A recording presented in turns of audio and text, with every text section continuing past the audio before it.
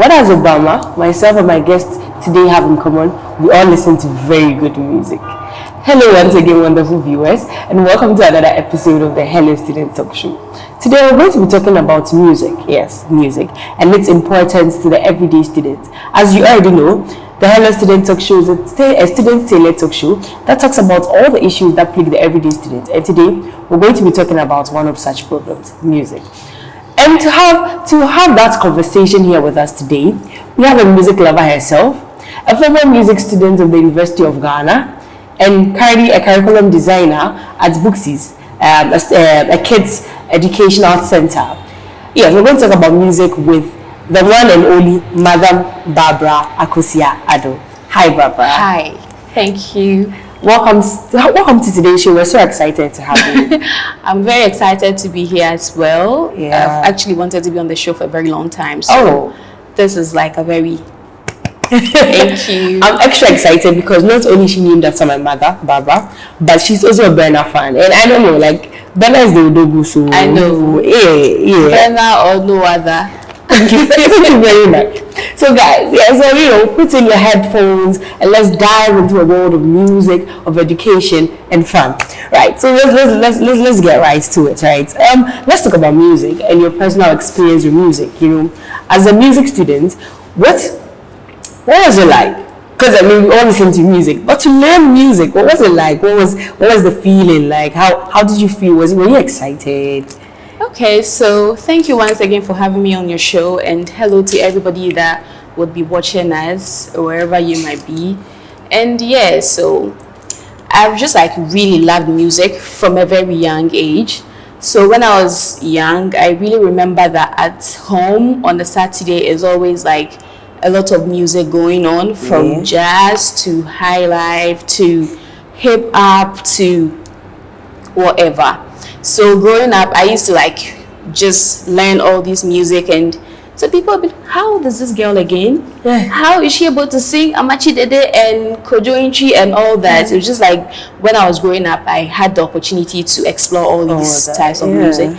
And when I was like in class 5, I had the opportunity to join my church's regimental band, where we had to learn musical instruments, and I played the trumpet.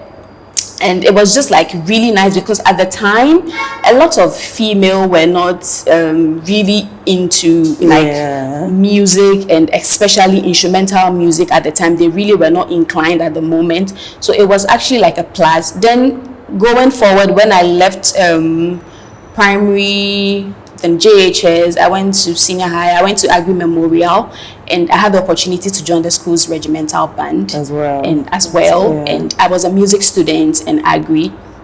I was a good music student. I know the Agri people know that. Yeah. Then I came to University of Ghana and I studied performing arts, where I had to do music too. So I've just like had an evolution of music from like one point to another, and it's just like been there. And so like, studying and being a lover is just like very different. You can be a lover of music and be a bad music student. It's not even a joke, because music is it takes all the cognitive skills that you need to have to be able to be a music student. It's very difficult. So all the people out there that have been trolling performing arts students, guys, they are doing a lot of things, especially the music students, because it's very technical. It has to do with the whole body. You need to be good with your listening skills. You need to be good with your sight, because you are going to do sight reading, and if your sight is not really well, your hearing skills, it actually does with everything. So you are reasoning, you are watching, you are listening, and you are doing everything that you have to do to be able to get whatever the lecturer is teaching. So music as a course and music as for enjoyment purposes are very different. So guys, here is the thing. I think that the good debate is over, because if someone who has studied music her entire life thinks Burna is the Odogu, why are we still having the conversation? Why are we still, because you people are the ones that deserve to be called the music critics, not me at home with my one CD bundle who just listen to half of the album. Yeah, because you understand the core of music, the technicalities, the high notes, the pitches, everything, and I think that's amazing. But let's talk about how music affects mood, because as a psychology student and a self-prescribed psychologist, even though my degree is not finished, I understand you need that to hype yourself. Of course, 4 years. It's not easy. So I understand that music affects your mood. You know how what kind of song you're listening to kind of affects the way you feel and everything. And this is just a segment to the audience out there. Please, you know your heart is broken. Why are you listening to Givon? Why are you listening to that sad song when your heart is already broken? Let's not do that. But in your experience, how does the different genres of music, how do they affect our moods as individuals? So I think that that's a very important question to ask, because for a very long time we've all been put in that stereotypical thinking that, oh, if you are sad, you don't listen to sad music, or if you are happy, the only type of music you listen to is the music that makes you like hyper and all that. But then I think that when we listen to, especially when we are in our low moments, and we listen to music that are very calm, music that is like, and we also need to remember the fact that music, it's the feelings, it's conveying the feelings and the thoughts of the musician in whatever situation they may be at the moment that they wrote the music. Now, if you're in your low moments, and it's better, or it's very advisable that if you are in your low moments, you listen to like music that is very sad. This is the reason. Now, we are in a society where people don't want to embrace how they feel. So you are sad, but somebody's advising you to, oh, if you're sad, drink some alcohol, let's go to the club, let's have fun. You will forget it. That's a lie. If you don't embrace how you feel, if you don't grieve, you can never get over it. I mean, for that moment that you go to the club, you drink some alcohol, you'll be perfectly fine. But the next morning, it will be there staring at you. It will be glaring at you. Exactly. Do you get it? But then the more you grieve, the more you embrace how you feel with whatever genre of music, especially the ones that are very like calming and has like a very calming effect. It gives you the opportunity, if you have to cry, it gives you the opportunity to cry. It gives you the opportunity to think about the lyrics. Do you get it? So for example, you are broken-hearted, you are listening to Adele. Hey, times two. You are listening to Adele. Okay, Adele has top-notch lyrics. And the melody and the harmony of her songs, it will make you cry. Now, when you are crying, during that process, is more like you grieving, accepting the fact that I am not okay. I think that's one thing that as humans we should be able to get, that when you're not okay, you don't need to pretend as if you are fine. It's perfectly fine. We all have low moments, we all have high moments. So when the low moments are there, please embrace it. Accept it. If you have to listen to Adele to be able to get over it, I think that it's perfectly fine than you going to listen to Naira Marley. The next minute you are doing, then everybody leaves, then you're on your bed and you're still sad. Yes, so I think that when it comes to moods, it's very advisable that we listen to music according to how we are feeling at the moment. Right. So, Linda, if you're watching me, don't worry, you can listen to Adele. It's fine. We can't. I mean, I know we break your heart, but you'll be fine. Apparently. So let's talk about playlist. And I think a part of my love for music comes from the idea of playlists. Like, and that's one of the reasons why I said what we all have in common is our love for music. Because every year Obama releases his playlist for the year and everything. I think that the ability to have the perfect playlist for every situation is something that is extremely important, so because for myself, let's say as a debater, we have tournaments, and tournaments are physically, emotionally, everything draining. So before every tournament, I have a playlist of music that I play, a playlist that I listen to. So no matter how the tournament is going, whether it's going well, whether it's going extremely bad, that's the music I'm listening to. It sort of moves you out of the situation you're in, just gives you a certain high that only music can. So as someone who's so endowed in the art of music, what are the tips to creating the perfect playlist for any situation at all? Okay, thank you very much. So yeah, I love playlists. I mean, I'm used to like releasing. Now I don't do that because people don't appreciate my type of music. Please, I appreciate. So when I put it there, I feel like, oh, these people they'll be stuck to. I don't want to, but they'll be stuck to exactly. But then playlists are very, very important to have like a particular type of music or in order that you are listening to at every parts or at every point in your life. So for example, when you come to my house on a Saturday and I'm doing a cleaning, I have a playlist because this is the reason why.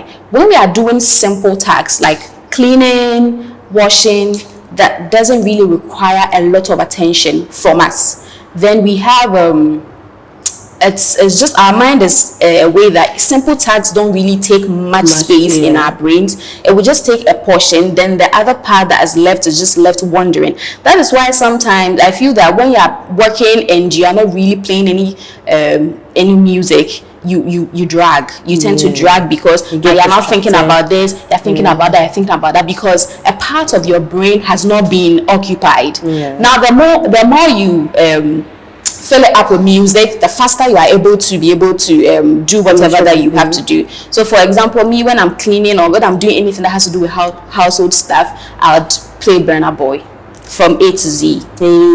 Because it will just like take me, and then in about 30 minutes I'm done. But now when you are learning, you can't be listening to music that you use to clean. Because when you are learning, now you have to think. You need to be able to understand what you are reading. You need to, if you are revising, you need to be able to remember what you have learned from the previous lessons. It means that your attention span in your brain has been already occupied. It is full up. The more you add music, especially music that is very hyper in beat, hyper in lyrics and all those things, then you are distracted because all your attention span has been occupied already. So now you need to like have to, how do I put it? Substitute what you are doing. So for example, if I'm thinking I need to substitute one thing, like and understanding to be able to get what is happening here, and that is not what we want. So it's very important that when you are creating your playlist, you should have the reasons why you're creating the playlist. So for example, playlist number 1 is for household chores. Playlist number 2 is for when I'm learning. Playlist number 3 is for this, is for that, is for that. Now when you have all of this jotted down somewhere, then you can now combine or compare the type of harmony and melody that is going into. So for example, this playlist is for when I'm in love. Exactly. So you need to like make sure that the type of playlist that you are putting together fit into, or it's like you're able to compare the harmony, the lyrics. Okay, this transites nicely into this, so that you don't have like Adele is saying never find someone like you, then the next minute it's like no, it spoils the whole process. Exactly, it spoils the whole thing. So if you are making a playlist, you make sure that each track is transiting into the next beautifully. So if it's gospel, make sure that if you have Dunsin or Yinka somewhere there, you don't have Naira Marley in the middle, or you don't have Ashake somewhere in the middle or there. It makes it a little bit messy. And yes. Alright, so guys, you are still watching Hello Students, and today we are talking about the dynamics of and the beauty of music with Madam Barbara over here. So here's the thing, right? Here's the thing about learning with music. The advised method is to use something like classical music, something that is a bit toned down, because you cannot be learning the scientific method and then you hear Bella say it don't cast. You'll be distracted. Like that is the truth of the matter. But let's talk about the physical, because you talked about how it affects your mental health and then your learning. Let's talk about the physical impacts of music. I'm someone who generally likes to think that music is not just for the tools, for the entire body, right? When you listen to transcend into a lot of things. So for example, the way I appreciate music is not music that I genuinely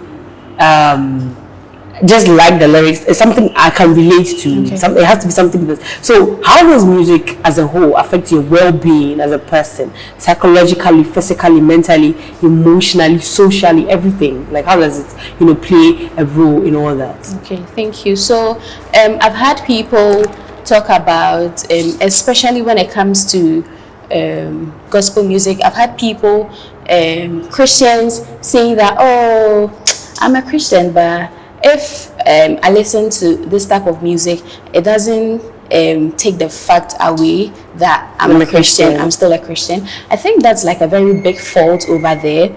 Me, myself, as a human being, I'm just like it's very unfortunate that I'm just like an all-rounder, that I get to love all these types of music genres.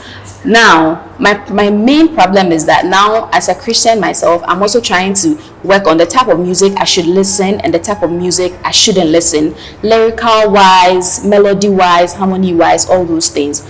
Now, people think music is just like there. But as I said earlier on, it is conveying somebody's thoughts, somebody's feelings, and all that to you. As a human being, what you listen or what you feed your mind is what you are going to. So the mind is just like what you input is what you are going to get out. So some certain types of music, you might think you are just like listening to it, but music does a lot with your cognitive skills. So you realize that sometimes you might not even be interested in the music. You just heard it. The next minute you're humming to it. It's not intentional. So because how music gets to us as people, as human beings, it's not intentional. We as human beings need to be very intentional about the type of music that we listen to. Because the more intentional you are, the more intentional you are about your well-being and whatever intake of music that you have. Do you have like a very personal experience, like a very personal story about how one way or another music played a unique role in something you were doing? And if you do, would you like to share? Because I think the most personal experience I have would be when they served me breakfast hot. I was down for a while, and I had like the longest playlist in sad music history. I had, and I listen, and then one day I was just like, Mommy, what is this? Get out. But the truth is, during those moments when I felt like I was being a bit insecure about who I was, because I felt like I'd lost my confident self. Yes, the music played a very vital role in finding that part of me and rebuilding that part of me. So I think to a large extent, that's why I still appreciate that kind of music. The fact that music can say so many different things with just one simple beat. So do you have like a very personal story like that? I do. So somebody said that in your darkest of times, when everybody or when nobody is around, you always have like music to give you that sort of company or whatever that you need at the moment. So my personal experience with music was, I like to run. I wouldn't say I'm a runner, but I like to run. It's like something that I have consciously embedded into my lifestyle as a person.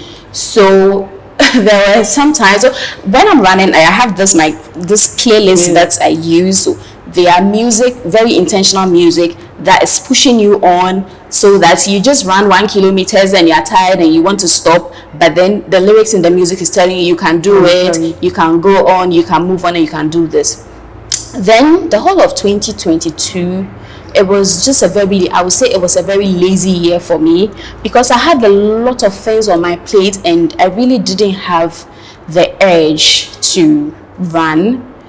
Sometimes I really had this like urge, but there was no time for me to run. And there were moments that I felt very sad, because it was like something that I loved to do, and the fact that I wasn't able to do something that I loved to do was like a very serious issue for me. So there have been moments where I've just had to go back to those playlists that I created some time back. I started running in 2019. So I had to like go back to them, just listen to them, and sometimes like it gives you that what are you waiting for? So you are thinking about, I have work at 8 a.m. tomorrow. I need to beat Accra I need to beat Legon Oponglo traffic. I need to wake up at 5. I need to be out of the house by 5:30. What time do I get to run? Do you get it? But then when you go back to this playlist that I created, then 2023, one of like my very biggest goals was to go back to running.